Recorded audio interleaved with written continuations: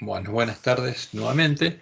Y empezamos el estudio de la lección 8 de El amor de Dios y su justicia. Y el título es Libre albedrío, amor y providencia divina.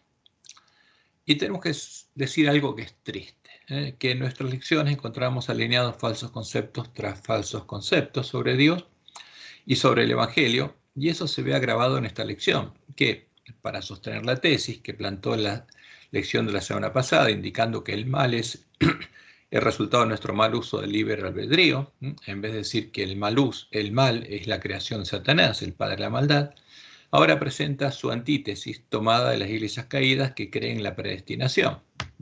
Entonces, repetimos algunos de los conceptos que aparecen en nuestra lección. La semana pasada, esta es la lección del miércoles pasado, donde dicen lo siguiente: por mucho que no comprendamos acerca de los caminos y los pensamientos de Dios, las Escrituras revelan algunas cosas que ayudan a abordar el problema del mal. Y dicen, una vía para ello se conoce como la defensa del libre albedrío. Pero eso no es una vía que aparece en la Biblia, no tiene nada que ver con la Biblia, es algo que crean los hombres. De acuerdo con esa perspectiva, el mal es el resultado del uso equivocado del libre albedrío por parte de los seres humanos. Y como ya vimos, esto es lo que decía Zoroastro, inspirado por Satanás, y no tiene nada que ver con lo que dice la Biblia. Por eso la semana pasada nos preguntamos, ¿el mal es el resultado de nuestro mal uso del libre albedrío? Esos son los falsos conceptos que aparecen en nuestras lecciones, que ya vimos fueron tomados de la filosofía pagana, de la ciencia de Satanás, especialmente el dualismo inspirado en Zoroastro. Porque el dualismo dice que el bien y el mal vienen de Dios, y que los puso delante de nosotros para que elijamos, y que si nosotros elegimos el mal, triunfa el mal, y si elegimos el bien, triunfa el bien. Pero ya vimos que Jesús nos dice que no podemos elegir el bien. Los árboles malos no podemos elegir qué fruto damos. No podemos dejar de dar frutos malos. Y Dios vino a rescatar árboles malos. Y sigue diciendo la lección de la semana pasada, el jueves 13 de febrero, el jueves pasado, Dios ha concedido a sus criaturas el libre albedrío porque es necesario para que exista el amor. El mal uso del libre albedrío es la causa del mal. Y eso no es así. Porque el libre albedrío es la libre elección de dos opciones. Entonces, el que elige el mal es porque el mal ya existe, como dice Zoroastro. Y esta es la ciencia de Satanás. No existía el mal. Una vez más, quedan muchos interrogantes. Dios permite temporalmente el mal, aunque lo desprecia apasionadamente, porque descartar su posibilidad excluiría el amor. Ahora, y nosotros ya vimos que antes que Satanás creara el mal, el amor existía. Y esto que aparece en nuestra lección, ¿qué es? Son falsos argumentos, son falacias, son sofismas, como decía Elena de White. Son hechos, falsas definiciones hechas para engañar al hombre, porque esto es mentira. Y después, en esta lección, agregan lo que dicen otras iglesias de que todo lo que sucede en el mundo está predeterminado por Dios. Lección del sábado 15 de febrero de hoy, de 2025. Los cristianos tienen diversas concepciones acerca de la providencia divina. Algunos creen que Dios ejerce su poder de tal manera que determina que todos los acontecimientos sucedan tal y como suceden, y que incluso decide quién se salvará y quién se perderá. Ahora, si Dios es el que decide todo, Dios decidió que Satanás creara el mal. Y esto es parte de la ciencia de Satanás también. Según este punto de vista, las personas no son libres de elegir otra cosa que no sea lo que Dios decreta. De hecho, quienes creen en esta manera argumentan que incluso los deseos humanos están determinados por Dios. O sea, fíjense lo que dicen. Los malos deseos, como dijo Jesús, que salen del corazón, ¿están determinados por Dios? Y es increíble, pero esto sostienen algunos que se dicen cristianos. Los malos deseos de los árboles malos están determinados por Dios, están determinados por la ciencia de Satanás, que tiene escrita los árboles malos en la mente y el corazón. Y esa abominación que aparece aquí en nuestra lección es lo que enseñan muchos pastores de las iglesias caídas en manos de Satanás, lo cual quita toda responsabilidad de lo que pasa en este mundo al príncipe de este mundo, el gobernante de este mundo. Porque ¿quién define lo que pasa en este mundo? libres. Pero en el mundo, el reino de Satanás, el que lo define es Satanás. Y vamos a ver algunos versículos, por ejemplo, Juan 16:33. Jesús dijo, estas cosas os he hablado para que en mí tengáis paz. En el mundo tendréis aflicción, pero confiad, yo he vencido al mundo. ¿De dónde vendría la aflicción? Del mundo, del reino del príncipe de este mundo, de Satanás. Y como dice Pablo en 2 Timoteo 3:12, y también todos los que quieren vivir piadosamente en Cristo Jesús padecerán persecución. Y como Dios le mostró a Juan y lo anunció en su palabra, esa persecución empezaría por nuestra iglesia. ¿Y quién creería esa persecución en nuestra iglesia? ¿Dios o Satanás? Satanás. Porque en nuestra iglesia hay lobos vestidos de ovejas y hay siervos malos que están comiendo y bebiendo con los borrachos de la comida de la mesa de Jezabel, la bebida y la comida de Jezabel. Y como dice Apocalipsis 12:17, entonces el dragón se llenó de ira contra la mujer. ¿Dios se llenó de ira? ¿Dios llenó al dragón de ira? No. Y se fue a hacer guerra contra el resto de la ascendencia de ella, porque en este tiempo la mujer va a volver a tener hijos. Los que guardan los mandamientos de Dios. ¿Por qué? Porque tienen la ley de Dios escrita en la mente y el corazón y tienen el testimonio de Jesús. Porque se va a ver en ellos, en los 144.000 sellados, el mismo testimonio que se vio en Jesús. Ahora, es Dios el que les da autoridad a las cabezas y los cuernos del dragón, asegurándose, aquí falta una, de que todos tengan el mismo propósito, porque si no, no pueden llegar a ser cuernos del dragón. Como dice Apocalipsis 7:12, no pueden ser presidentes o reyes en esta tierra.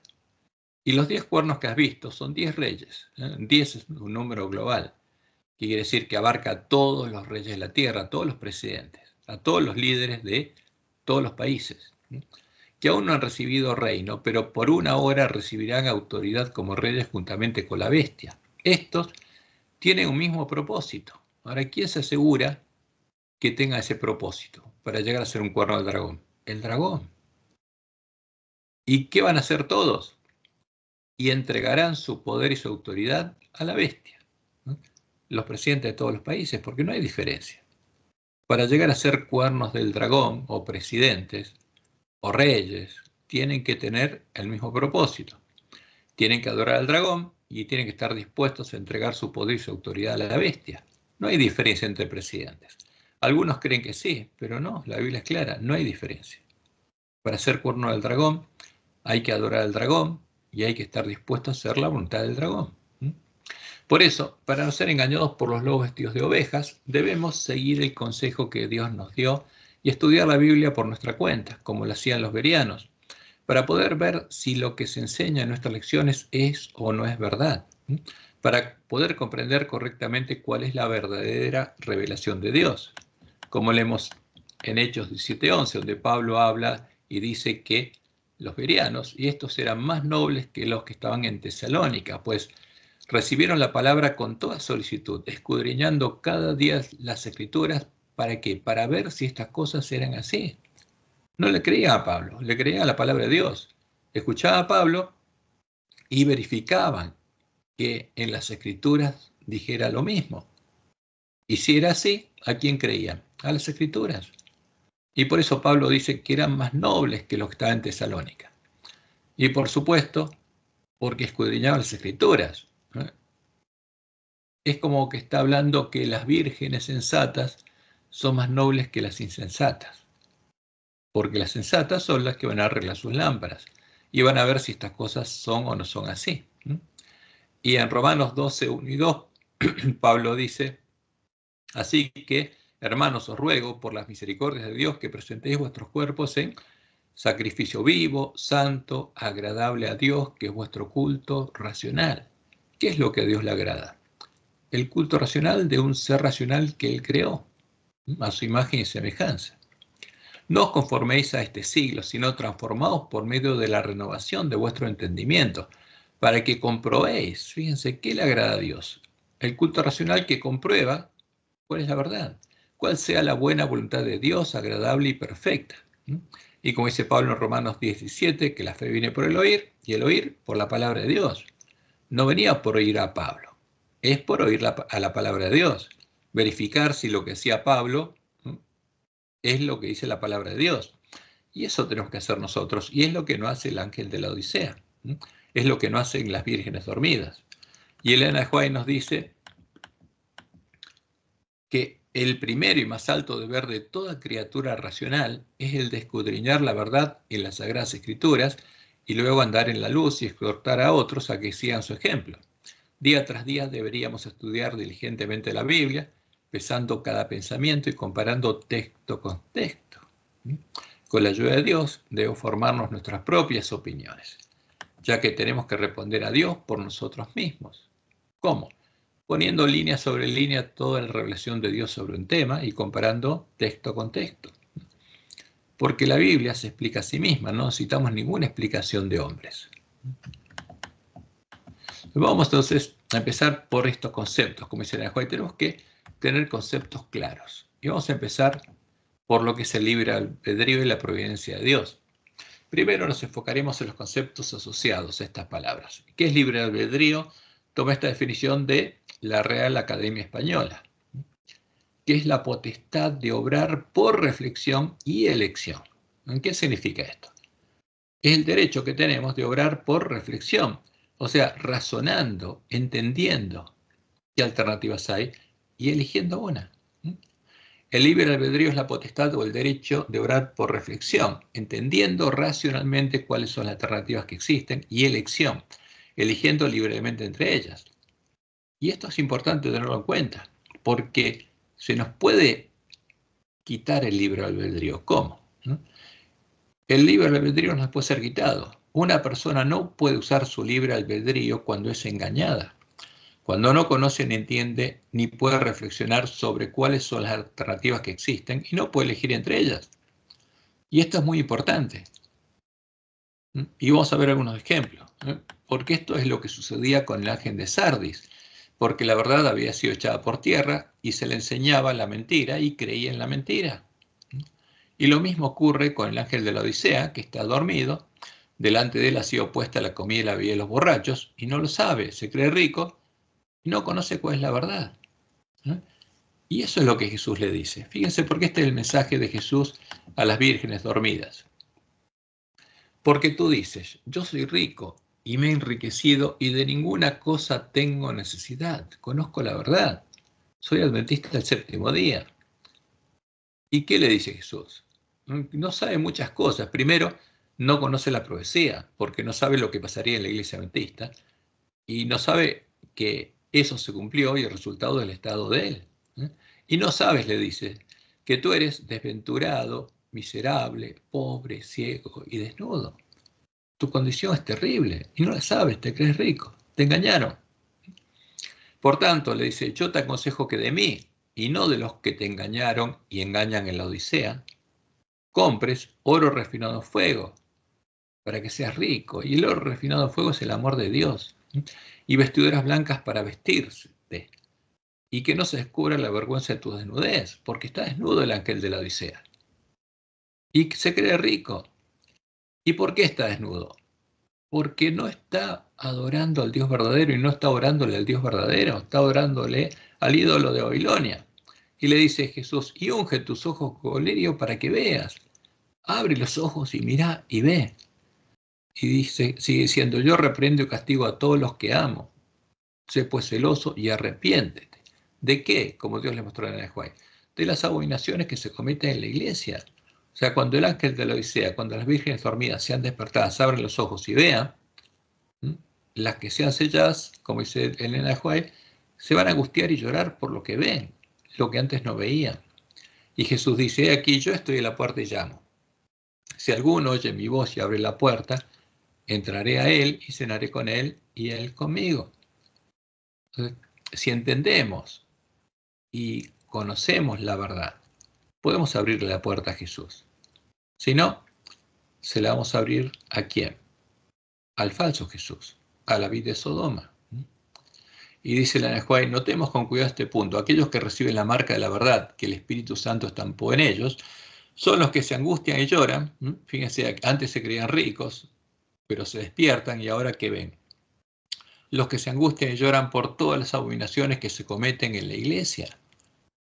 Y el que se da cuenta y se despierta, las ve las abominaciones. Hay abominaciones en nuestra iglesia. Y son las definidas justamente en la profecía de Ezequiel 8. Esas son las abominaciones que estarían en medio de nuestra iglesia y literalmente se cumplen. Y después ella declaró especialmente en la obra final de la iglesia, en el tiempo del sellamiento de los 144.000. Fíjense, está hablando de adventistas que permanecerán sin mancha ante el trono de Dios, sentirán más profundamente los errores del pueblo elegido de Dios. Y hay adventistas que dicen, no, los 144.000 salen de todas las iglesias, y es mentira. Están engañados y se convierten en engañadores. Ahora, ¿cuándo podría o podrá usar su libre albedrío el ángel de la Odisea? Cuando sea despertado por el clamor de medianoche y escuche el mensaje de Elías, con el pueblo de Israel en el tiempo de Acab y Jezabel. Cuando escuche la plena predicación del mensaje de los tres ángeles y vea la diferencia entre Jehová y Baal, entre Jehová y el Dios de Jezabel, el Dios de la Trinidad. Entonces, verá iluminado el camino a la ciudad de Dios y podrá decidir por qué puerta entrar y qué camino seguir. Eso es lo que Dios previó para ayudar a su pueblo a descubrir el engaño. Es la providencia de Dios para el ángel de la Odisea. Pero Satanás lo sabía y estaba preparado para actuar. Por eso Dios le mostró esto a Elena White. Y lo haremos en Evento de los Últimos Días, página 179. Y ella dice, si Satanás ve que el Señor está bendiciendo a su pueblo y preparándolo para que discierna sus engaños, porque el ángel de la Odisea estaría engañado, trabajará con su poder maestro para introducir fanatismo. ¿Y qué es el fanatismo? Siempre es irracional y va acompañado de la obra de los espíritus seductores que seduce los sentidos para confirmar la creencia en doctrinas de demonios. Eso es fanatismo. ¿Y habría fanáticos? Hay fanáticos en nuestra iglesia. Y es fácil darse cuenta, porque no quieren escuchar la verdad. Entonces, Satanás trabajará para introducir fanatismo por un lado, que esa es la tesis, y frío formalismo por el otro, dice Elena. ¿Y qué es un frío formalismo? Sepulcros blanqueados, sin interés por la verdad, que creen que de ninguna cosa tienen necesidad. Y no quieren oír nada, son ricos. Y no van a oír. Y estos dos grupos serían los principales que habría en la iglesia, porque esta es la antítesis. Dos grupos, uno fanáticos y el otro frío formalismo, fariseísmo. Y dice Elena White, a fin de asegurarse una cosecha de almas, porque por cualquiera de los dos lados, ninguno va a seguir el camino angosto, ninguno va a llegar a la ciudad de Dios.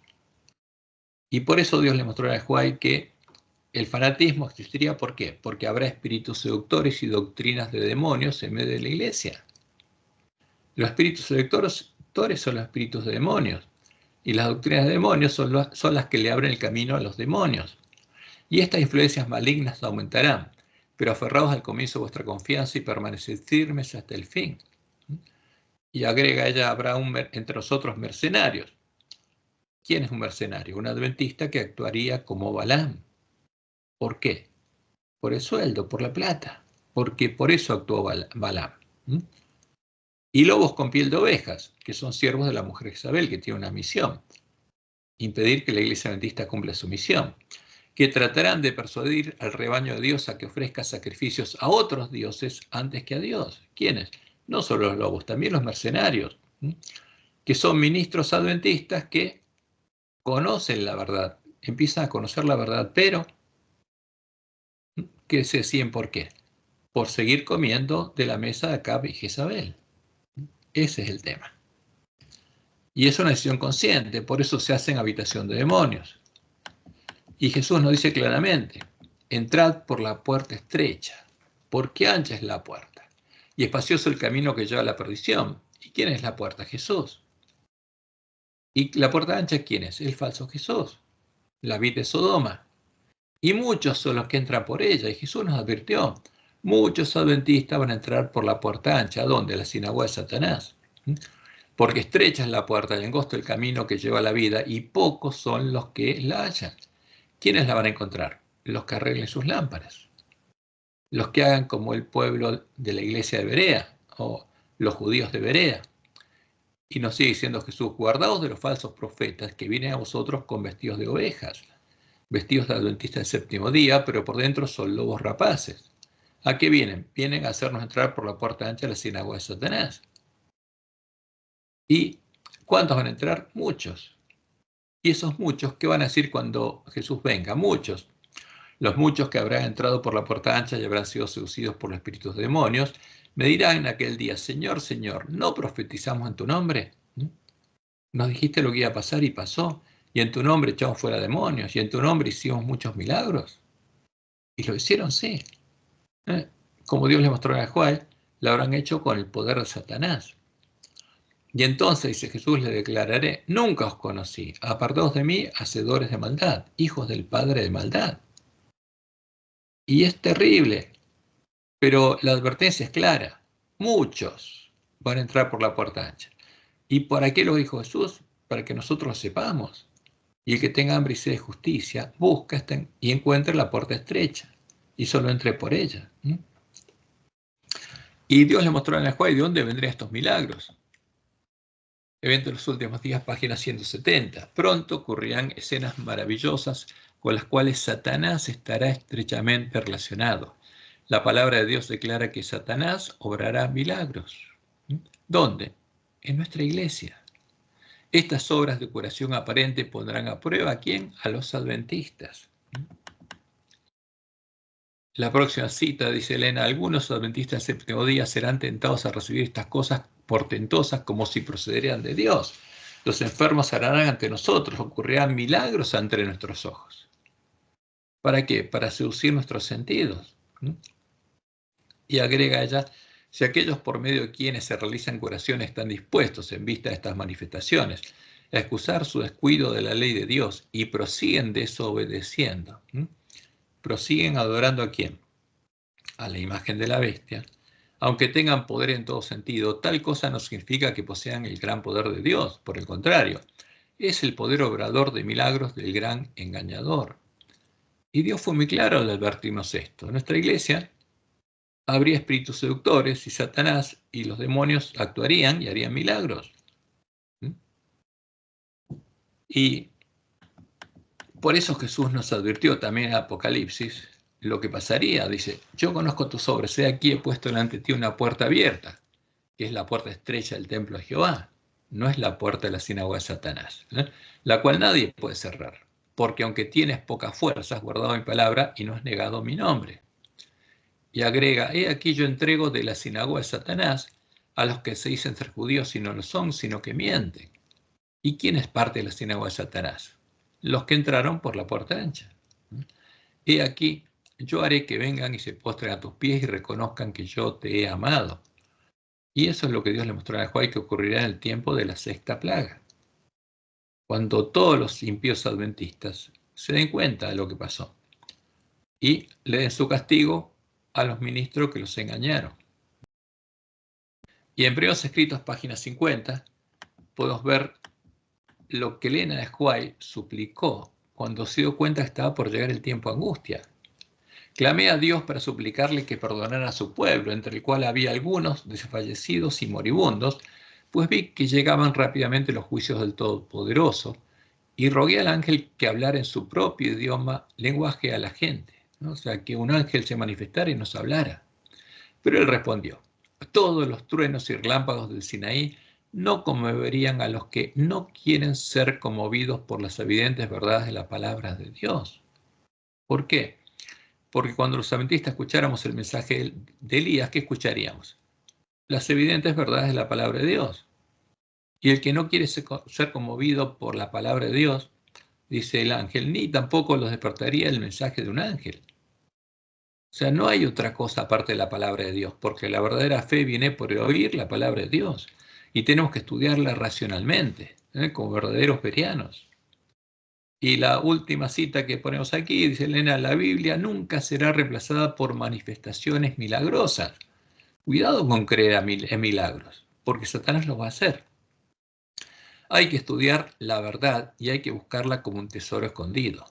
no se darán inspiraciones maravillosas aparte de la palabra.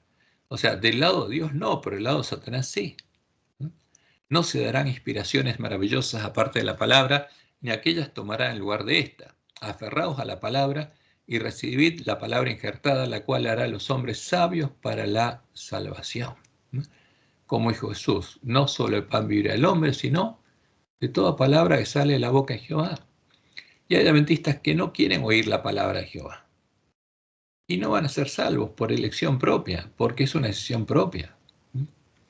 Ahora, fíjense que Dios anunció esto, y vamos a ver ahora, vamos a la parte siguiente, a la providencia. Porque Dios nos anunció esto para que sepamos, no seamos engañados. Pero justamente lo que buscaría hacer Satanás es que estemos sin profecías, que no sepamos lo que Dios anunció. Ahora, ¿cuál es la providencia de Dios frente a estos eventos? Vamos a ver la providencia. ¿Qué es la providencia? Y vamos a ver las dos acepciones principales. Primero, disposición anticipada o prevención que mira o conduce al logro de un fin. Y similar, disposición, medida, prevención, previsión, precaución, provisión, cuidado, cautela. O sea, es lo que es una persona para asegurarse el logro de un fin.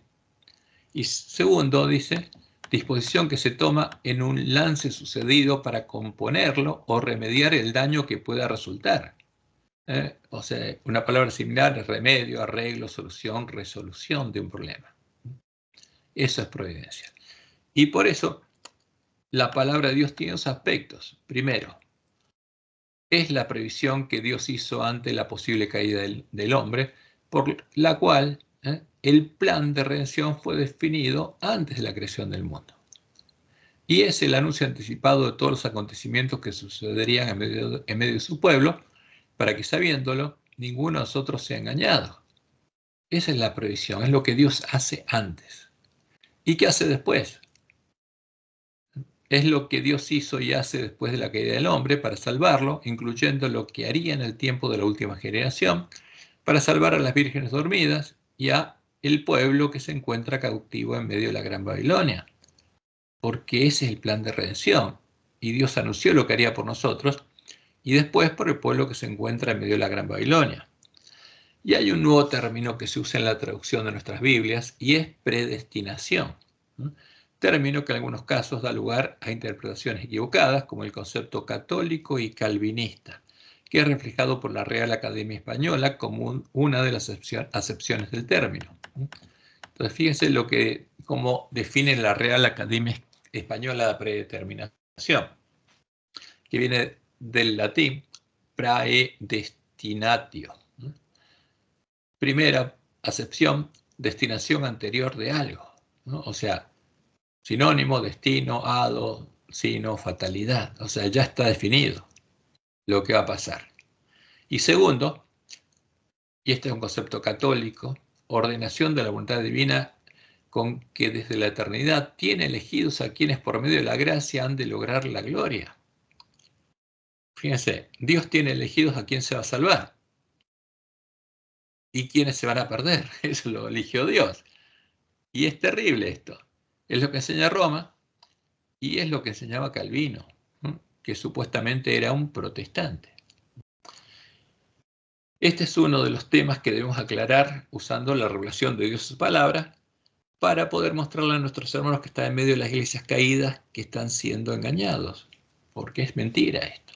Entonces vamos a hablar un poco de la predestinación de Dios. Empecemos con la predestinación de Dios. ¿Nos ha predestinado Dios? Y la respuesta es sí. Jehová nuestro Dios y Padre nos ha predestinado para salvación a todos los árboles malos. Pero, como veremos, esa predestinación está sujeta a nuestra libre elección de la salvación, porque nos dio libertad de elegir la salvación. Pero el que tiene que elegir somos nosotros. No es que Dios ya definió quién se salva. No, nosotros elegimos. Porque a todos nos predestinó para salvación. ¿Cómo? Primero, Dios escribió nuestro nombre en el libro de la vida antes de la fundación del mundo, predestinándonos para salvación. Porque nuestro nombre no es escrito en el libro de la vida cuando nos bautizamos, como dice la Iglesia Católica, cuando bautiza a un niño. O como un pastor adventista tristemente predicaba en nuestra iglesia, que cuando uno es bautizado, su nombre es anotado en el libro de la vida. No, es mentira. La palabra de Dios es clara. Nuestro nombre está escrito en el libro de la vida desde antes de la fundación del mundo. Veamos, por ejemplo, lo que dice Pablo en Filipenses 4:3. Asimismo te ruego también a ti, compañero fiel, que ayudes a estas que combatieron juntamente conmigo en el Evangelio, con Clemente también y los demás colaboradores míos, cuyos nombres están en el libro de la vida. ¿Desde cuándo? Desde antes de la fundación del mundo. Ahora vamos a ver los versículos que lo dicen. Segundo, ¿qué hizo Dios para predestinarnos a salvación? Confesó y cargó los pecados de todos nosotros, de todos los árboles malos, en su Cordero, redimiéndonos a todos y predestinándonos para salvación, como dice Isaías 53:6. Todos nosotros nos descarriamos como ovejas, cada cual se apartó por su camino, mas Jehová cargó en él el pecado de todos nosotros. Todos nuestros pecados ya fueron cargados en Jesús. Y Dios hizo provisión para perdonarnos todos los pecados. Pero ¿quién elige? Nosotros. Y tercer punto, en el tiempo del nuevo pacto, después de comprarnos por precio, también Dios nos predestinó para ser transformados a imagen de Jesús, para que su nombre esté escrito en nuestras frentes, como va a estar en los 144.000. Como dice Pablo en Romanos 8:28 al 30. Y sabemos que a los que aman a Dios, a los que aman al Dios verdadero, a Jehová, todas las cosas les ayudan a bien. Esto es a los que conforme a su propósito son llamados. Porque a los que antes conoció también, Dios, está hablando de lo que hace Dios, los predestinó para que fuesen hechos conforme a la imagen de su Hijo. ¿A quiénes? A todos. A todos. Pero tenemos que elegirlo. Para que Él sea el primogénito entre muchos hermanos, muchos hijos de Dios, muchos hermanos de Jesús, muchos hombres que serían parte de la simiente de la mujer. Y a los que Dios predestinó, dice Pablo, estos también Dios llamó. Y a los que llamó, estos también Dios justificó, porque Dios es el que justifica y carga nuestros pecados. Y a los que justificó, estos también Dios glorificó. Entonces, estamos predestinados para qué? No solamente para ser salvos, sino para ser transformados a imagen de Jesús, para reflejar la gloria de Dios, para tener el amor de Dios en el corazón y tener el nombre de Dios escrito en la frente. Ahora, ¿pero qué va a tener que hacer Jesús? Tendrá que borrar del libro de la vida el nombre de todos los que no hayan resultado ser vencedores, y solo confesará el nombre de los vencedores en el día de la expiación, en las bodas del Cordero. Apocalipsis 3:5 es muy claro. El que venciere será vestido de vestiduras blancas, y no borraré su nombre del libro de la vida. Ahora, el que no vence, ¿qué pasa? ¿Quién lo borra? Jesús. Pero ya estaba anotado en el libro de la vida, desde antes de la fundación del mundo. Pero el que venciere será vestido de vestiduras blancas, dice, y no borraré su nombre del libro de la vida, y confesaré su nombre delante de mi Padre y delante de sus ángeles. Apocalipsis 3:5. ¿Y qué pasaría en la última generación? Y esto nos incumbe a nosotros. En la última generación, Jesús empezará borrando el nombre de las vírgenes insensatas que habrán escuchado el mensaje de Elías, llamándolos a dejar de adorar al dragón, adorando a la imagen de la bestia, y por eso sus nombres ya no estarán escritos en el libro de la vida al comenzar el fuerte pregón del mensaje del tercer ángel, porque habrán rechazado el llamado de Dios. Son las primeras que van a escuchar y oír claramente la predicación del mensaje, plena predicación del mensaje de los tres ángeles, y no van a hacer caso. Eso es triste, pero es la realidad, es lo que Dios anunció. Apocalipsis 13, 3 al 4, es lo que pasaría cuando el ángel de la Odisea todavía estuviera durmiendo, antes de ser despertado. Vio una de sus cabezas como herida de muerte, dice la profecía, una de las cabezas de la Gran Babilonia, una de sus hijas, que simboliza a la Iglesia Católica, a la mujer Jezabel, pero su herida mortal fue sanada, y esta herida sanó cuando los protestantes, que habían hecho la herida con la Biblia, la reconocieron de nuevo como la verdadera Iglesia de Cristo y adoptaron sus propias doctrinas como propias, como verdaderas. ¿Y qué pasó? Se maravilló toda la tierra. y no solo el mar. Está hablando de la tierra, porque la bestia sube del mar a la tierra. Y la tierra es donde está el pueblo de Dios. Y toda la tierra, todos los adventistas del séptimo día, en pos de la bestia, y adoraron al dragón. Y eso tenía que pasar. Antes de despertarse, el ángel de la Odisea estaría adorando al dragón. Y por eso su condición. Y adoraron al dragón que había dado autoridad a la bestia, y adoraron a la bestia, diciendo, ¿quién como la bestia y quién podrá luchar contra ella? Y como anuncian las palabras de la profecía del Apocalipsis, estando dormidas, todas las vírgenes estarían adorando al dragón, pero después de ser despertadas, solo las vírgenes sensatas adorarán a la bestia y a su imagen, porque seguirán adorando al dragón. Como dice Apocalipsis 7:8. Porque cuando comienza el tiempo de angustia y se arma una bestia en los Estados Unidos, ya el nombre de las vírgenes insensatas no está en el libro de la vida. Y dice, la bestia que has visto era y no es, y está para subir del abismo e ir a perdición. Y los moradores de la tierra, no del mar, está hablando del pueblo de la iglesia remanente, aquellos cuyos nombres no están escritos, ya no están escritos, ¿no? Desde la fundación del mundo en el libro de la vida, porque antes estaban, pero Jesús ya los borró, se asombrarán, se maravillarán, como dice el original, viendo a la bestia que era, no es y será.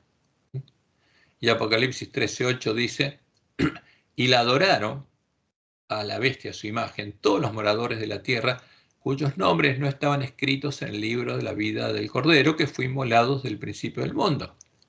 ¿Por qué? Porque Jesús lo borró. Pero ¿qué pasa con el nombre de los que están en Babilonia? Todavía no fueron borrados porque tienen que oír el mensaje y tienen que decidir. Y una gran multitud va a decidir entrar por la puerta estrecha al reino de Dios. Entonces, ¿por qué las vírgenes sensatas se maravillarían en pos de la bestia y adorarían al dragón? Porque siguiendo a los hombres que harían la obra de Balaam y se habrían convertido en pontífices entre el pueblo adventista y las iglesias caídas, las vírgenes sensatas se habrían vuelto ecuménicas y parte de la sinagoga de Satanás. Y eso es triste, pero es así. ¿Qué le mostró Dios en el Ajuay que pasó? Vi que desde que el segundo ángel proclamara la caída de las iglesias, cuando expulsaron de ellas al pueblo adventista, estas se han estado volviendo cada vez más corruptas. Satanás ha tomado plena posesión de las iglesias en conjunto. Vi que desde que Jesús dejó el lugar santo del santuario celestial y entró detrás del segundo velo, las iglesias han estado llenándose de toda inmunda y aborrecible. Son parte de la sinagoga de Satanás. Pero los dirigentes, no el pueblo que está en medio de ellas, porque Dios los protege. Pero ¿qué pasaría con el pueblo adventista? Conforme vaya acercándose la tempestad, muchos que profesaron creer en el mensaje del tercer ángel, pero que no fueron santificados por la obediencia a la verdad, abandonarán su fe e irán a engrosar las filas de la oposición, uniéndose con el mundo. ¿Con quiénes? Con las iglesias caídas. Y participando de su espíritu, o sea, llenándose también de toda inmunda y aborrecible, llegarán a ver las cosas casi bajo el mismo aspecto. Hombres de talento y elocuencia, que se gozaron un día en la verdad, emplearán sus facultades para seducir y descarriar almas, porque se van a hacer habitación de demonios. Y van a ser los hombres de talento y elocuencia que van a seguir siendo ministros adventistas, porque si alguno duda, lo van a sacar. Los que sigan siendo ministros adventistas van a tener que tener el mismo propósito que los lobos vestidos de ovejas y van a tener que hacer la misma obra y emplearán sus facultades para seducir y descarriar almas. ¿Desde dónde? Desde el púlpito de la iglesia adventista. Y fíjense lo que dice la Conferencia General, hablando de relaciones con otros cuerpos religiosos, que Dios le mostró a Juárez, que son parte de la sinagoga de Satanás, que Satanás las domina y que son parte del plan divino de Satanás para engañar al mundo entero. ¿Y qué dice ahora la Conferencia General? En el reglamento número 75, afirma que los adventistas reconocen toda agencia que eleva a Cristo ante los hombres como una parte del plan divino para la evangelización del mundo. Pero no son habitación de demonios, no son parte del plan de Satanás para engañar al mundo entero, la bestia y el falso profeta, sí. ¿Y por qué dicen esto nuestros ministros? Porque están borrachos con el vino de Babilonia. Y tienen en alta estima a los hombres y mujeres cristianos de otras comuniones que están ocupados en ganar armas para Cristo. Y lo que Dios nos mostró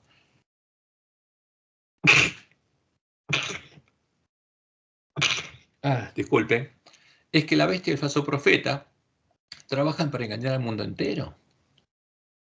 ¿Y qué hacen los ministros adventistas que declaran esto? Están trabajando para engañar al pueblo adventista. En 1980 la Asociación General nombró un concilio de relaciones entre las iglesias. Fíjense, Dios las separó y ahora los hombres quieren unirse, con el fin de dar supervisión y orientación general a las relaciones de la iglesia con los demás cuerpos religiosos. Este concilio de tiempo en tiempo ha autorizado tener conversaciones con otras organizaciones religiosas cuando sentía que esto podría ser beneficioso. ¿Y quién le hacía sentir eso? Los espíritus seductores. Porque Dios dijo que no lo hagan, ¿no? Los líderes adventistas dicen deberían ser conocidos como constructores de puentes con las iglesias caídas, pontífices. ¿Y qué va a pasar con las vírgenes sensatas que sigan a estos hombres? Y se van a unir a las iglesias caídas, van a seguir adorando a la misma imagen a la que adoran la bestia y el falso profeta, se van a convertir en habitación de demonios y en hacedores de maldad. Es triste, pero es la realidad. Y esto es triste leerlo, porque es el cumplimiento de la profecía, es lo que Dios anunció que pasaría y se cumple frente a nuestros ojos. Y esto fue publicado por justamente la Asociación General. ¿Por qué lo está haciendo la Asociación General? Ahora, otro punto importante que Dios reveló es que el juicio de los hombres cuyos nombres no estén escritos en el libro de la vida, y ahí se incluye a las vírgenes insensatas, y Jesús no confiese las bodas, se realizará durante el milenio y la ejecución del juicio será hecha después del milenio. Como leemos en Apocalipsis 20:12. Y vi a los muertos grandes y pequeños de pie ante Dios, y los libros fueron abiertos, y otro libro fue abierto, el cual es el libro de la vida. Y fueron juzgados los muertos por las cosas que estaban escritas en los libros, según sus obras.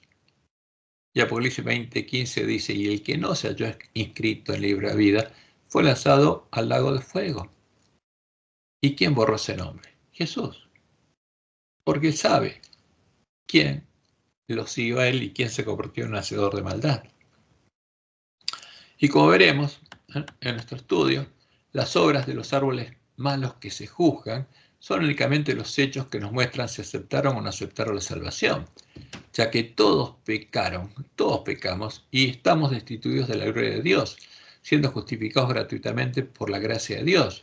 ¿Quién? Si nosotros lo aceptamos, paga la deuda de nuestros pecados, como dice Pablo en Romanos 3, 22 al 24. Porque no hay diferencia, por cuanto todos pecaron y están destituidos de la gloria de Dios, siendo justificados gratuitamente por su gracia. Entonces, ¿qué es lo importante? Si aceptamos o rechazamos la gracia de Dios, eso es lo que se va a revisar. No el morbo de ver pecados, no. Si aceptamos o rechazamos la gracia de Dios, porque de eso depende nuestra salvación. De nuestra elección, ¿qué elegimos?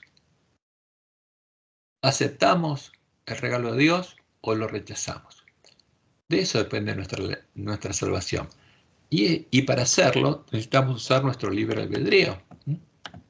Vamos a ver cómo y cuándo un árbol malo llega a ser vencedor. Aunque todos los hombres fuimos predestinados para salvación, eso no implica que seamos salvos, como sostienen algunos pastores adventistas ecuménicos, porque nuestra iglesia sostiene lo mismo. Hay pastores que incluso dicen que todos los hombres son salvos, pero si le predicamos el evangelio y lo rechaza, se pierde. Entonces, ¿para qué le vamos a predicar el evangelio a los que son salvos? Pero dicen eso. Es increíble, pero personalmente lo escuché predicar a un pastor. Semejante barbaridad. Entonces, solo implica, justamente, que seamos predestinados a salvación, solo implica que frente a nosotros, los judíos y los gentiles, como frente al pueblo de Israel en el tiempo del Antiguo Pacto, ha sido puesta la vida y la muerte, la bendición y la maldición, y nosotros somos los responsables de elegir la vida, usando nuestro libre albedrío, como leemos en Deuteronomio 30:19. A los cielos y la tierra llamo por testigos hoy contra vosotros, que os he puesto delante la vida y la muerte, la bendición y la maldición. Escoge pues la vida para que vivas tú y tu descendencia. ¿Quién escoge? Nosotros. Dios nos predestinó para salvación, sí, nos dio la libertad de elegir la salvación. Y es gratis. ¿Quién elige? Nosotros. ¿Quién escoge? Nosotros. Para comprenderlo correctamente vamos a analizar las palabras de Pablo sobre el Evangelio, las palabras que son distorsionadas por los que predican el falso Evangelio, que predican las iglesias caídas, el falso profeta. Y lamentablemente en nuestra iglesia se introdujo el falso Evangelio. Primero, para ser salvos es necesario oír y creer al Evangelio, porque el Evangelio es poder de Dios para salvación a todo aquel que cree, no al que no cree. A todo aquel que cree, como dice Pablo en Romanos 1:16. Porque no me avergüenzo del Evangelio, porque es poder de Dios para salvación a todo aquel que cree, al judío primeramente y también al griego. Segundo, ¿puede creer y tener fe en Dios y en su Evangelio el que no lo oye? ¿Puede llegar a ser justo? ¿Puede llegar a vivir sin tener fe? Y la respuesta es clara, no. Por eso es importante que todos los hombres escuchen la verdad que fue echada por tierra, porque si no, no van a poder vivir. Como leemos en Romanos 1:17, porque en el Evangelio la justicia de Dios se revela por fe y para fe, como está escrito, más el justo por la fe vivirá. Y esto está escrito en Habacuc 2:4, porque siempre en el Antiguo y el Nuevo Testamento, como dice el autor de Hebreos en Hebreos 11, todos los salvos fueron salvos por la fe.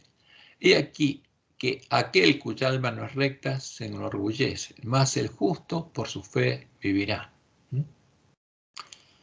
Tercer punto que habla Pablo, y es claro, como todos pecamos y estamos destituidos de la gloria de Dios, el que no oye el Evangelio no puede elegir ser salvo y seguir el camino establecido en la ley y la gracia, para ser justificado durante el continuo, ser declarado justo y vivir. No puede vivir. Y es claro Pablo. En Romanos 2, del 12 al 13 dice, porque todos los que sin ley han pecado, sin ley también perecerán. O sea, el que no conoció el camino de la gracia, Dios no le puede dar la vida. Tiene que elegir la salvación, es gratis. Por eso Satanás se esfuerza tanto en impedir que sea predicado el verdadero evangelio. Por eso Pablo es claro, sin ley también perecerán. Y esto no es un castigo, ¿no? Simplemente significa que Dios nos los pudo salvar con el evangelio. Con el evangelio que es poder de Dios para salvación a todo aquel que cree. ¿Por qué? Porque nadie le llevó el evangelio a esa persona. Y sigue diciendo Pablo, y todos los que bajo la ley han pecado por la ley serán juzgados. Porque no son los oidores de la ley, y acá está hablando de la ley de la gracia, el camino a la salvación que Dios le puso a los pecadores, no son los oidores de la ley de la gracia los justos ante Dios, sino los hacedores de la ley de la gracia serán justificados, o sea, los que van a Dios arrepentidos y piden perdón, serán justificados. Y en Romanos 3, 22, 24 dice, porque no hay diferencia, por cuanto todos pecaron y están destituidos de la gloria de Dios, siendo justificados gratuitamente por su gracia, mediante la redención que es en Cristo Jesús. Entonces, todos pecamos, sí. ¿Qué tenemos que hacer? Oír la ley de la gracia y seguir el camino a la salvación. Y el que no lo sigue, no va a ser salvo, como las vírgenes insensatas, cuyos nombres van a ser borrados en el libro de la vida. Y en la última generación, porque, fíjense, a fin del siglo XIII fue echada por tierra la verdad, y después nadie la conoció, se conoció parcialmente la verdad. Pero va a haber muchos salvos. Pero en el tiempo de la última generación va a pasar algo especial. Para ser salvos necesitamos obedecer al Evangelio, seguir el camino que el verdadero Evangelio nos muestra para alcanzar la salvación. Tenemos que conocer y creer en Jehová e invocar el nombre de Jehová y ser enviados a predicar de Jehová y del Evangelio, sabiendo que el santo, el verdadero Jesús es Jehová el Señor, manifestado en carne, porque esa es la fe de la iglesia primitiva. Y está claramente definida en Romanos 10. ¿Qué dice Pablo? Fíjense, vamos a leerlo detenidamente. Porque esta es la fe que tenemos que tener nosotros. Esta es la palabra de fe que predicamos. Que si confesares con tu boca que Jesús es el Señor, que es Jehová el Señor, como dice Isaías 8, 13 y 14, porque ahí Jehová claramente dice que Él es la piedra de tropiezo. Isaías 9, 6 nos dice que hijos nos es dado, y el principado sobre su hombre, se llamará su nombre admirable, consejero, Dios fuerte, Padre eterno. ¿Quién es Jesús? El verdadero Jesús es Jehová. No es un Dios Hijo eterno. Eso es romanismo puro. Isaías 25:9 nos muestra que cuando vengan los que hayan sido salvos en la última generación, que van a decir: he aquí, este es nuestro Dios, le hemos esperado y nos salvará. Este es Jehová, en quien hemos esperado. Porque los redimidos todos van a saber quién es Jesús, quién es el verdadero Jesús, y no van a adorar a la vid de Sodoma. Isaías 43 dice claramente que Juan le preparó el camino a Jehová, a nuestro Dios. Y hay muchísimos versículos que nos dicen y definen claramente cuál es la identidad de Jesús, del verdadero Jesús. Entonces, si confesares con tu boca que Jesús es, ¿quién? Jehová el Señor, y creyeres en tu corazón que Dios le levantó de los muertos, como dice Isaías 53:10, o sea que volvería a vivir, serás salvo. Porque con el corazón se cree para justicia, pero con la boca se confiesa para salvación. Pues la Escritura dice: todo aquel que en él creyere no será avergonzado, Isaías 28:16. Porque no hay diferencia entre judío y griego, pues el mismo que es Señor de todos es rico para con todos los que le invocan. Porque todo aquel que invocare el nombre de ¿quién? De Jehová, como dice Joel 2:32, será salvo. ¿Pero qué tienen que hacer? Invocar el nombre de Jehová. Su Dios tiene que ser Jehová, no la imagen de la bestia. Y sigue diciendo Pablo: ¿cómo pues invocarán a Jehová? ¿A quién? Aquel en el cual no han creído. Entonces, para ser salvos hay que invocar el nombre de Jehová. Y si nadie les predicó, ¿cómo van a invocar el nombre de Jehová? Y en la última generación, los 144.000, van a enseñarle al pueblo que está en medio de la gran Babilonia cuál es la justicia. Y van a invocar el nombre de Jehová. Pero si no, no pueden ser salvos. ¿Cómo pues invocarán a Jehová, aquel en el cual no han creído? ¿Y cómo creerán en Jehová, aquel de quien no han oído? ¿Y cómo oirán de Jehová sin haber que les predique? Entonces, si nadie les predica la verdad, ¿cómo van a invocar el nombre de Jehová? No van a hacerlo. ¿Y cómo predicarán de Jehová si no fueren enviados? ¿Por quién? Por Jehová. Como él envió a Elías y a los miembros de la iglesia primitiva a predicarles a los gentiles. Como está escrito: cuán hermosos son los pies de los que anuncian la paz, de los que anuncian buenas nuevas. Isaías 52:7. Mas no todos obedecieron al evangelio, dice Pablo. Pues Isaías dice: Señor, ¿quién ha creído a nuestro anuncio? Así que la fe es por el oír, y el oír por la palabra de Dios. Entonces uno tiene que oír, creer y obedecer. Y el que obedece, ¿qué tiene que hacer? Hacer lo que Dios lo manda hacer. Los siervos fieles tienen que darle alimento a tiempo a sus hermanos, porque Dios los pone sobre su casa, sobre las vírgenes, para que les den el verdadero alimento a tiempo. Y Pablo en 1 Timoteo 2:3-5 agrega: porque esto es bueno y agradable delante de Dios nuestro Salvador.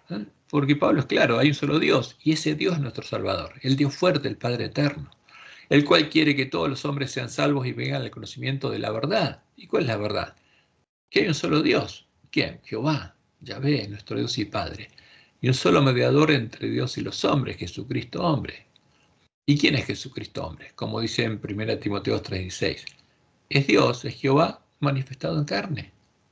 Ese es el misterio de la piedad, en que Dios mismo, por amor a nosotros, se hizo hombre. Y Jesús, como dice la profecía de Isaías, es el renuevo de Jehová, el renuevo humano de Jehová, la rama humana que le salió a Jehová con la carne de David. Y ese es el misterio de la piedad, y en eso tenemos que creer, porque si no estamos adorando un ídolo. Y como dice Juan, en el mundo estaba y el mundo por él fue hecho. ¿Quién hizo el mundo? Jehová. Porque en 6 días hizo Jehová los cielos y la tierra. ¿Quién es Jesús? Es Jehová. Pero el mundo no le conoció. A los suyos vino, los suyos no le recibieron, mas a todos los que le recibieron, a los que creen su nombre, como dice Pablo, que es Jehová el Señor, que es Yahvé, les dio potestad de ser hechos hijos de Dios, los cuales no son engendrados de sangre, ni voluntad de carne, ni voluntad de varón, sino de Dios. O sea, Dios los engendra de nuevo, cumpliendo su promesa. Y en Jeremías 23:5 y 6 leemos lo siguiente: He aquí vienen días, dice Jehová, en que levantaré a David, renuevo justo, y reinará como rey. Por eso Jesús es hijo de Dios e hijo del hombre, pues el renuevo Jehová y el renuevo justo de David, el cual será dichoso y hará juicio y justicia en la tierra. En sus días será salvo Judá, e Israel habitará confiado, y este será su nombre con el cual le llamarán. ¿Cómo lo llamarían todos los que lo conocieran? Jehová, porque Jehová, justicia nuestra. Porque Jehová es nuestra justicia, nuestro Dios y Padre es nuestro Redentor y Salvador. Y a los que aman a Jehová, por conocer lo que Él hizo por nosotros y cuál es su promesa, Jehová los transforma a imagen de Jesús para cumplir la promesa del pacto con el Mesías, para que Él vea el linaje, vea a sus hermanos y quede satisfecho. Como leemos en Isaías 53, el 6 al 12. Todos nosotros nos descarriamos como ovejas, cada cual se apartó por su camino.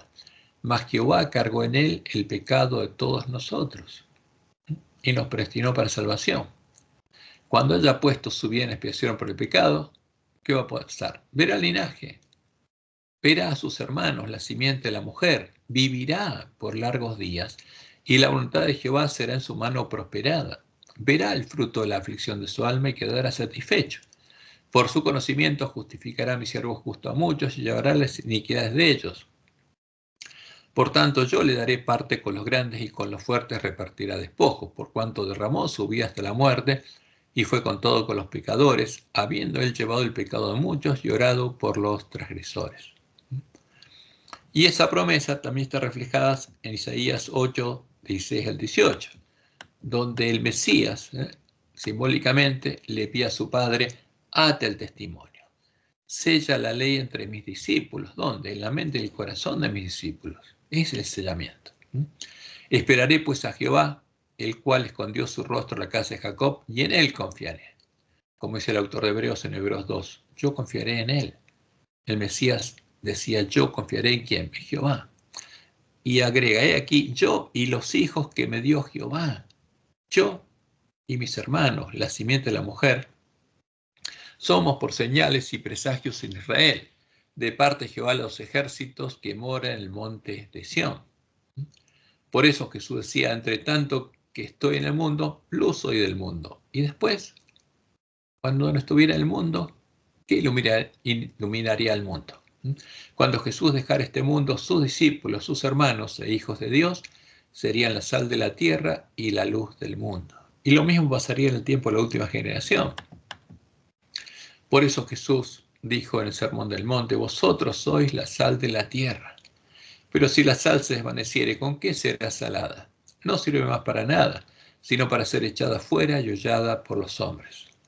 Y agrega, vosotros sois la luz del mundo, porque la sal de la tierra es la sal del pueblo de Dios. Eso es lo que tienen que hacer los siervos fieles y prudentes. Y después, como dice Apocalipsis 18, van a iluminar la tierra con la gloria de Dios. Vosotros sois la luz del mundo. Una ciudad sentada sobre un monte no se puede esconder. Ni se enciende una luz y se pone debajo de un almud, sino sobre un candelero y alumbra a todos los que están en casa. Así alumbre vuestra luz delante de los hombres, para que vean vuestras buenas obras y glorifiquen a vuestro Padre que está en los cielos. Para que vean las obras de un árbol bueno. ¿Y a quién le van a dar la gloria? A Jehová, que transformó árboles malos en árboles buenos, que dan buenos frutos. Como dice Pablo en Romanos 8, 28 al 30. Y sabemos que a los que aman a Dios, todas las cosas les ayudan a bien. Esto es a lo que conforme a su propósito son llamados, porque a los que antes conoció también los predestinó para que fuesen hechos conformes a la imagen de su Hijo, para que sea el primogénito entre muchos hermanos. Y a los que predestinó, a estos también llamó, y a los que llamó, a estos también justificó, y a los que justificó, a estos también, ¿quién? Dios glorificó, para que su gloria se vea en ellas. Esa es la esperanza, como dice Pablo en Romanos 5.1, la esperanza de la gloria de Dios. Y en Romanos 5.5 dice, y la esperanza no avergüenza, porque el amor de Dios ha sido derramado en nuestros corazones por el Espíritu Santo que nos fue dado. Y esa era la realidad de la iglesia primitiva y tiene que ser nuestra realidad. Esta esa es la fe que deberíamos llegar a tener en el tiempo de la última generación. Para ser salvos, esa es la fe que llegarían a tener las vírgenes sensatas cuando Dios les enviara el profeta Elías y fuera tocada trompeta en Sión, en medio del pueblo de la iglesia remanente. Las vírgenes a las que es semejante el reino de los cielos, como leemos en Joel 2, 1 y 27. Tocad trompeta en Sión y dad alarma en mi santo monte. Tiemblen todos los moradores de la tierra, porque viene el día de Jehová, porque está cercano. ¿Y cuál va a ser el fruto de tocar trompeta en Sión? Como dice Joel 2:27. Y conoceréis que en medio de Israel estoy yo, y que yo soy Jehová vuestro Dios, y no hay otro. Fíjense, este es el centro del mensaje. No hay otra persona que sea Dios. No hay otro. No hay un Dios Hijo que sea creador. Eso es un verso de la Iglesia Católica. No hay un Dios Espíritu Santo, no hay una Trinidad, ni hay una deidad de dos personas. Eso es catolicismo puro, porque en el siglo IV, justamente lo que hizo Constantino, en el credo de Nicea, estableció un credo que unía arrianos y trinitarios, y repartió las iglesias de todo el imperio entre arrianos y trinitarios. Y en Constantinopla puso un obispo arriano, que era católico, porque era parte de la religión universal o católica del Imperio Romano. Y un arriano es católico, aunque no lo sepa. No hay diferencia con un trinitario, porque cree en el mismo Dios, la imagen de Zeus, y en el mismo Dios Hijo, la imagen de Apolo, el ángel del abismo. Y tenemos que conocer esto. Y conoceréis que en medio de Israel estoy yo, y que yo soy Jehová vuestro Dios, una persona singular, y no hay otro. Y mi pueblo nunca jamás será avergonzado. Y por último, esta fe es parte del Evangelio del Reino de Dios. Es la fe que será predicada por los sellados del pueblo adventista, el remanente al cual Jehová habrá llamado durante el fuerte pregón del mensaje del tercer ángel. Y es la fe de todos los que saldrán de la gran Babilonia y dejarán de adorar a la bestia a su imagen, a la abominación desoladora de la que habló el profeta Daniel, a la que la bestia y el falso profeta llaman Dios y Cristo. Como lo leemos en Joel 2:32. Y todo aquel que invocare el nombre de Jehová será salvo, porque en el monte de Sión y en Jerusalén habrá salvación, como ha dicho Jehová, y entre el remanente al cual él habrá llamado, entre los 144.000 que estarán con Jesús en la cima del monte de Sión. Y como Jesús lo anunció, hoy será predicado este evangelio del reino. ¿Por qué predicar el evangelio del reino de Dios? Para que todo el que quiera pueda entrar al reino de Dios y ser transformado en imagen de Jesús. En todo el mundo, para testimonio a todas las naciones, y entonces vendrá el fin. Por tanto, dice, cuando veis el lugar santo, la abominación desoladora de que habló el profeta Daniel, el que lea a Daniel, entienda. Y nos manda a leer y ver la historia de lo que pasó. Entonces los que estén en Judea, los circuncidados en el corazón, huyan a los montes. ¿Por qué?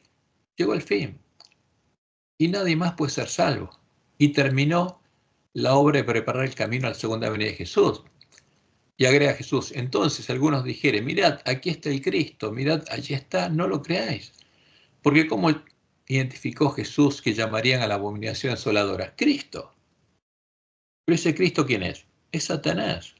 Es la puerta ancha de la sinagoga de Satanás. Es la vid de Sodoma. Es Jesús al que adoran la bestia y el falso profeta. Y nuestros ministros que se unen a la bestia y el falso profeta como pontífices. Y esa es la verdad, hay que decirlo claramente porque nuestra vida depende de eso. Y como Dios le mostró en el Juan, ese Jesús, ¿quién es? Es Satanás, es el disfraz de Satanás. En esta época aparecerá el anticristo, el Jesús al que adora la bestia y el falso profeta, el verbo, el Dios Hijo, como si fuera el Cristo verdadero, y entonces la ley de Dios será completamente invalidada en las naciones de nuestro mundo. La rebelión contra la santa ley de Dios habrá llegado a su completa maduración. Pero el verdadero director de toda esta rebelión es Satanás vestido como ángel de luz. ¿Quién es? ¿A quién le dirán Cristo ha venido, Cristo ha venido? A Satanás. Los hombres serán engañados y lo exaltarán al lugar de Dios y lo deificarán. Pero la omnipotencia se interpondrá contra las iglesias apóstatas que se unan para exaltar a Satanás, porque ese es el verdadero objetivo del ecumenismo. Y es el objetivo de los lobos vestidos de ovejas. Y es el objetivo de los ministros apóstatas adventistas que se unen a esas iglesias. Adorar juntos a Satanás. Y se pronunciará la sentencia, por lo cual en un solo día vendrán sus plagas, muerte, llanto y hambre, y será quemada con fuego, porque poderoso es Dios el Señor que la juzga. Como podemos ver claramente, todo lo que sucedería en nuestro medio ha sido anunciado por Dios, para que, oyendo las palabras de la profecía, ninguno de nosotros pueda ser engañado. Como lo anunció por medio de Amós 3:6. Porque no hará nada Jehová el Señor sin que revele su secreto a sus siervos los profetas. Y ese es el principal objetivo por el cual llama un profeta para el pueblo adventista. Para anunciarnos profecía, no doctrina como la usan los lobos vestidos de oveja y los hombres que están engañados. Porque lo que Dios nos reveló por medio de la Nehuay es lo que sucederá en medio del pueblo adventista, especialmente lo relacionado con los 7 truenos que Jesús le dijo a Juan que no los escribiera en el Apocalipsis, porque serían anunciados después de que el librito nos amarrara el vientre, anunciando a Dios de ese modo que nos enviaría un profeta. ¿Qué debemos hacer nosotros? Conociendo todas estas cosas, habiéndonos despertado de nuestro sueño, lo que debemos hacer es usar nuestro libre albedrío y elegir la vida, como Dios nos pide. Elige pues la vida para que vivas, porque eso es lo que está puesto delante nuestro, la vida y la muerte, la bendición y la maldición, la adoración de Satanás o la adoración de Jehová. ¿Nos puede salvar Satanás? No, lo único que puede hacer es llevarnos a conocer sus profundidades. Por eso tenemos que elegir adorar a Jehová, al único Dios verdadero y al verdadero Mesías. Que Jehová te bendiga y te guarde y te guíe a toda verdad y que tengas un bendecido fin de sábado y una bendecida semana.